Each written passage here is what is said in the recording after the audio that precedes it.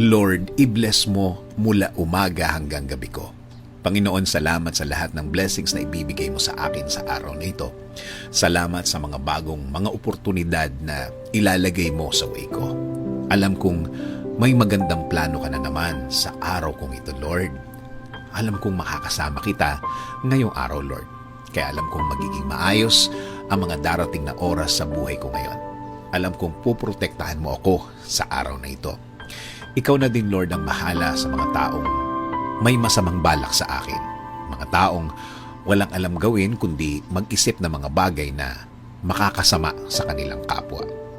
Pero Lord, alam kong kahit anong galing nila, kapag ikaw ang kakampi ko, I will be protected by your presence, Lord. Kaya Panginoon, nakikiusap po ako na i-guide niyo po ang aking araw ngayon. Patuloy niyo pong i-lead. Ikaw ang